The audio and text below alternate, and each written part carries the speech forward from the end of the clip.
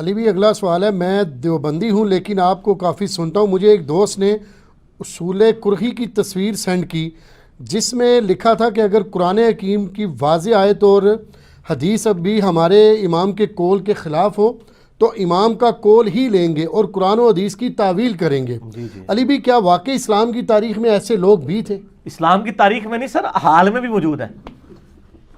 یہ اصول کرخی نہیں ہے، یہ لفظ ہے اصول کرخی. کرخی، ہاں جی، یہ فقہ حنفی کی یعنی ایک بنیادی کتاب ہے. ٹھیک. اصول اور فروع کا میں نے آپ کو فرق بتایا تھا نا.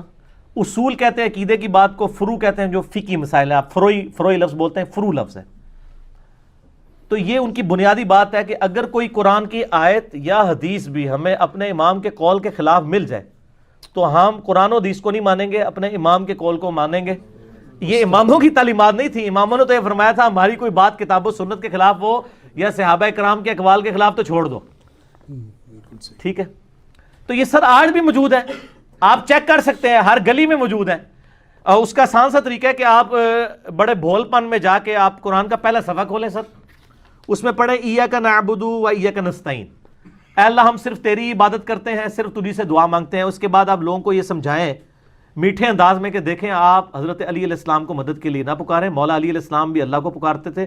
آپ یا علی مدد نہ کہیں بلکہ اللہ کو پکاریں، یا حیو یا قیوم برحمتک استغیث کہیں. تو آپ یہ قرآن پاک کا پہلا صفحہ منوا کے بتا دیں. پاکستان میں کروڑوں لوگ ہیں جو ماننے کے لیے تیار نہیں ہوں گے سر، لاکھوں میں نہیں، کروڑوں میں. تو یہ اگر یہ بزرگ بابے لکھ کے گئے تو ان کی جائز اولاد، یہ ناجائز اولاد نہیں ہے، جائز اولاد ہے، کیونکہ وہ اسی پیٹرن کے اوپر چل رہی ہے. ٹھیک. تو وہ جائز اولاد، ان کی جو علمی جائز اولاد آج بھی موجود ہے جو یہ سارے کام کر رہی ہے آج کے زمانے میں بھی. تو یہ کوئی حیرانگی کی بات نہیں، آپ خود بھی چیک کر سکتے ہیں. میں اکثر واقعہ سناتا ہوں.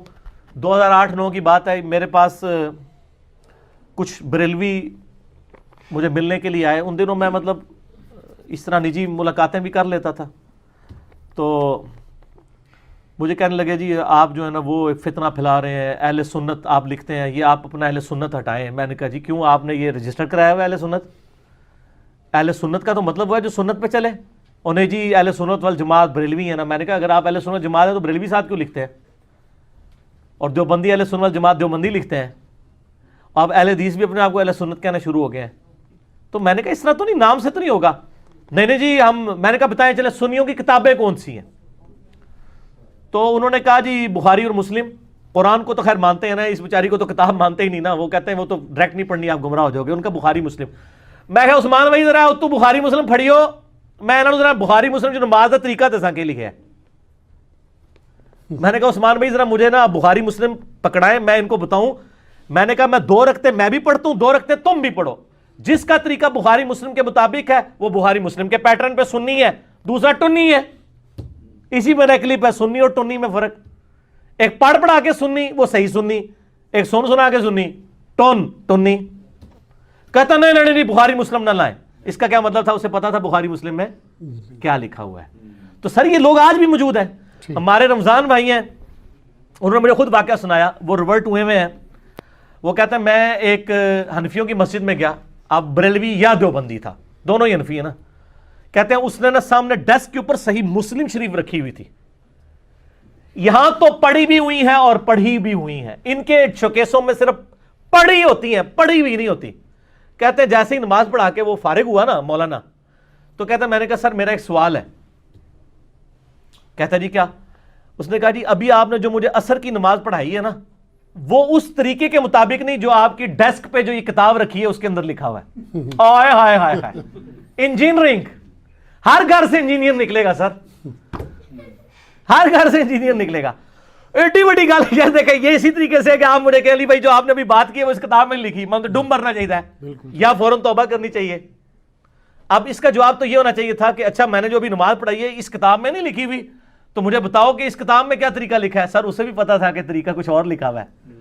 اس نے وہی واردات کی جو مولویوں کا طریقہ واردات ہوتا ہے. کہتا ہے جی وہ غصے سے کھڑا ہوا اور اپنا جو مسلح تھا نا وہ یوں اس نے جھاڑا ایسے نکال کے. کہتا ہے دیکھو علماء دی توہین کر رہا ہے، تسی دیکھ رہے ہو. بڑی ڈاڈی شاید مولوی جناب ڈیمو نہیں جی اس طرح لڑتا جس طرح لڑ جاندے تھے. حالانکہ اس کا جواب یہ ہونا چاہیے تھا کہ اگر میری غلط ہے تو میری، مجھے کتنے لوگ کہتے ہیں نا، میں ان کو کہتا ہوں بتائیں یار کہاں لکھا ہوا، میں ابھی اصلاح کرتا ہوں اپنی، بتائیں. لیکن ریفرنس سے بات کرنی ہے، زبانی کلامی نہیں، یا میری بھی کوئی غلطی بتاتا ہے بتاؤں کہاں کن الفاظ میں کہاں بتائیں، ان میں تو جرت نہیں. تو وہ اس طریقے سے وہ بڑی مشکل سے جان بچا کے وہاں سے نکلے. جب لوگوں کا ٹیمپرامنٹ یہ ہو تو سر اصول کرخی میں جو کچھ لکھا ہے نا، وہ انہوں نے جو لکھ دیا نا، وہ ابھی تک میں نے آپ کو بتایا نا، شیخ احمد سنندی مجدد الافسانی جن کو کہتے ہیں، بریلوی دیوبندی اور چند اہل حدیث بھی ان کو بزرگ مانتے ہیں، انہوں نے کہا مجھے کچھ سینکڑوں حدیثیں بھی بتائے نا رفع سبابہ پہ کہ نماز میں انگلی اٹھانی چاہیے، تو میں نہیں انگلی اٹھانے کا قائل، کیونکہ میرا امام قائل نہیں تھا. حالانکہ صحیح مسلم میں پورا چیپٹر ہے کہ آپ نے انگلی اٹھا کے رکھنی پورے تشہد میں، نماز کا آپ پریکٹیکل دیکھ لیں. اس نے کہا مجھے آپ ساری حدیثیں بھی دکھا دو، میں نہیں مانوں گا. اس مسئلے کے اوپر ان کے زمانے میں درجنوں علماء نے ان کی تکفیر کی تھی کہ یار یہ اس طرح سنت کا مذاق اڑا رہا ہے. ایون آج دور میں بھی میرے استاد غلام سود سعیدی رحمہ اللہ تعالی فوت ہو گئے، بریلوی مکتبہ فکر کے بہت بڑے محدث تھے. انہوں نے باقاعدہ 30-40 صفحے جو ہے نا مجدد الافسانی کے خلاف لکھے ہیں کہ انہوں نے سنت کا یہ مذاق اڑایا. یہ سنت طریقہ ہے. اگر ہمارے امام صاحب کو یہ بات نہیں پتہ چلی، آج ایسے سارے انفی اٹھاتے ہیں انگلی، چاہے غلط طریقے سے اٹھاتے ہیں لیکن اٹھاتے ہیں، لیکن کوئی پتہ نہیں ہے کہ شیخ احمد سنندی نے لکھا ہے کہ انگلی نہیں. آج بھی نقشبندی جو ہے نا وہ انگلی نہیں اٹھاتے، بلکہ وہ غلام سود سعیدی صاحب نے لکھا کہ مجھے یہ پتہ چلا کہ گجرانوالہ میں کسی بندے نے انگلی اٹھائی نقشبندیوں کی، بریلویوں کی مسجد میں، بریلوی نقشبندی، بریلوی قادری نہیں، یہ اگلے ورژن بھی آ گئے نا، تو انہوں نے اس کو مسجد سے باہر نکال دیا. تو کہتے ہیں میں نے پھر کہا کہ میں اس کے اوپر مضمون لکھوں. تو یہ تو مطلب ان کی جائز اولاد ابھی تک جاری ہے. یہ ہم رونا کیوں رو رہے ہیں؟ یعنی لوگ مجھے کہتے ہیں یار کہ جی آپ میٹھی میٹھی باتیں کہاں سے میٹھی کریں گے یار، جنازہ نکال دیا دین کا انہوں نے، بے شک کوئی چیز بچی ہے؟ کون سی میٹھی بات کروں؟ آپ نماز سے شروع ہو، نماز کا حلیہ بگاڑ دیا انہوں نے. پاکستان میں 90% لوگ اس طریقے پہ نماز ہی نہیں پڑھ رہے جو بخاری مسلم میں لکھا ہے. نہ رونا رو، اور یار کلمے کا حلیہ بگاڑ دیا ہوا ہے، نہ رونا رو. آپ کہہ رہے ہیں درود شریف کے فضائل بیان کروں، اس میں بھی رونا رہوں گا. انہوں نے لکھا ہے درود ابراہیمی پڑھنا گناہ ہے. اور سر جیڑا کٹو گے لال نکلتا ہے. مجھے آپ دنیا میں ایک مسئلہ بتائیں جس کے اندر کوئی اختلاف نہ ہو.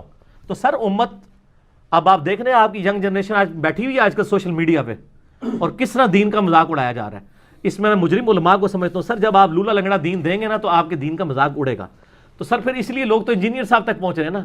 اب تو دو ہی گروہ ہیں، یا وہ ہیں جو مسلمان ہو چکے ہیں عام مسلمان علمی کتابی، یا وہ ہیں جو دین سے پھر متنفر ہو چکے ہیں. اور یہ پرانے جو ہیں انشاءاللہ کچھ 30-40 سال انتظار کریں گے، ویسے ہی مر جائیں گے. ٹھیک ہے انشاءاللہ تعالیٰ، علمی موت بھی مر جائیں گے اور فزیکلی بھی مر جائیں گے. اور آپ دیکھیں گے کہ گلی گلی سے انجینئر نکلے گا اور گلی گلی میں یہ نعرہ ہوگا کیا، نہ میں وابی نہ میں بابی، میں ہوں مسلم علمی کتابی. ٹھیک ہو گیا.